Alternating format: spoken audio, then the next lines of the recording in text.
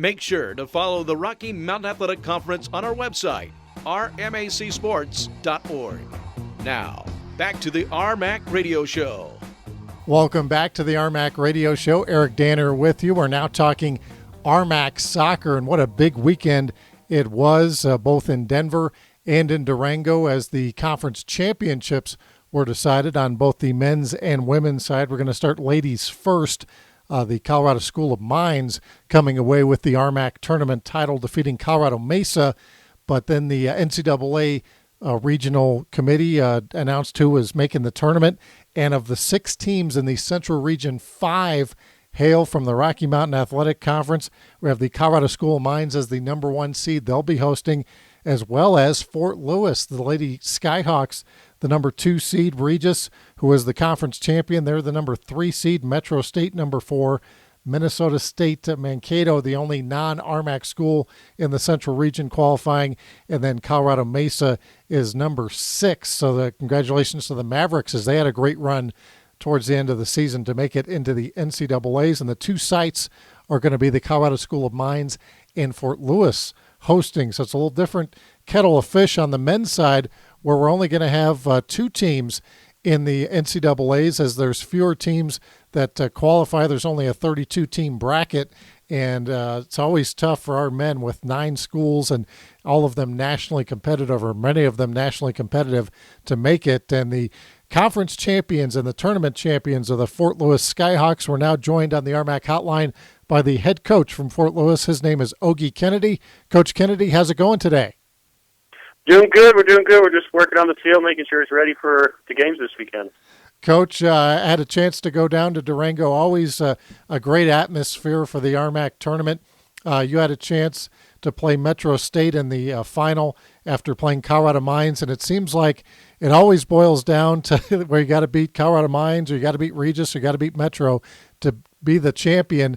And you had a couple of tough ball games there in the let's start with the semifinals against Colorado Mines, where you won 3-1. Yeah, I think, as you mentioned, I think the other 3 head coaches are really on top of their game, and they organize their teams so well. And it's always difficult games when any of our teams play against each other. So Friday was a tough one against Mines, and I think it was a close game. We managed to pull away at the end and get that 3rd goal to make things safe, but it was, right up to that point, it was very competitive, and I think it could have gone either way. Talking with Oige Kennedy, now in his 3rd year as head coach at Fort Lewis College, and he's the RMAC Coach of the Year. And then in the championship game on Sunday, we had kind of a weather break there in between on Saturday, where about 4 or 5 inches of snow dumped on Dirks Field. Actually, in town, it wasn't that bad, but up on the hill there was quite a bit of snow. And Coach, it's really impressive when something like that happens, how everyone comes out to help clear the field. I know there was volleyball players, women's soccer players, cross-country runners, people in the athletic administration. But not only that, Coach, you also have people from town that come up there and volunteer their time to help out. And I know that's a great tradition there at Fort Lewis College. Yeah, we've got great community support as well as the school itself. And I think, we had to do it back in 2009 for a national tournament game, shovel snow on the day of the game, and managed to get the game on. I think, people come out and support because they want to see the games up here in Durango, and, we can't thank them too much. I mean, it was just an awesome feat to have that many people out and have the field cleared and have it in the condition that it was come game time. Talking with Oige Kennedy, the head men's soccer coach at Fort Lewis. And, Coach, then you get to face Metro State, the only team that had defeated you during the regular season. They gave you a tough ball game, 2-1 the final. I know the Fabian Kling was back. You had missed him for about 7 games, and he seemed to really give your team a shot in the arm. And if Fabian weren't able to play, that might have been a different result.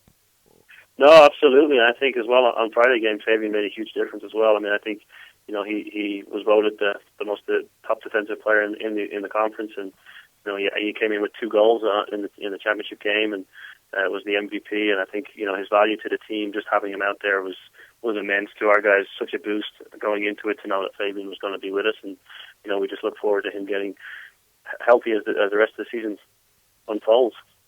Talking with Oige Kennedy, and Coach, no time to rest here as once again you'll be in the NCAA tournament, and you guys kind of knew this, I think, going in, that you might be facing Metro State yet again. when you played them on Sunday. You had a feeling you might be playing them again later in the week, and as it turns out, you're going to be playing on Thursday against Metro State. So not a lot of turnaround time here, and I know you mentioned getting the field ready, all that good stuff. So how are you spending this week getting ready for the Roadrunners?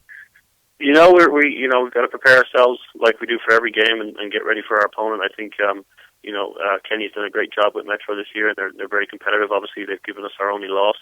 And we know it's going to be just as tough, if not a tougher game on Thursday. They're a good team. They've got some good players, and they definitely have a lot of weapons that they can hurt you with. So we're just preparing as best as we can, ready to come out and try and win another game. Talking with Oige Kennedy, and Coach, the information I haven't seen a game time yet. Have you guys established when that's going to start? Yeah, it will be 2 o'clock on Thursday and 2 o'clock on Friday for the first women's game. And then on Sunday we're looking at an 11:30 kickoff for the women's game and 2:30 for the men if both teams continue to host. Talking with Oige Kennedy, and the way that works, so if Fort Lewis wins on Thursday, they would host again on Sunday, and they'd be playing the winner of the Incarnate Word Midwestern State game. And not to get too far ahead of ourselves, Coach, but either way, an RMAC team, I believe, would be hosting that one. And it's always huge, especially this time of year when you can sleep in your own bed, I imagine. Yeah, and also you mentioned before that the kinds of crowds that we get here, and I think it's a great atmosphere to play in, and I know our guys are always up for it. And so that's really the goal. We don't look beyond Metro, but knowing that we continue to win, we get to continue to play on our own field and have that home field advantage. So it's certainly something that we're looking forward to keep doing. Well, Coach, I want to thank you for taking some time out, especially in a really busy week, and wish you good luck the rest of the way.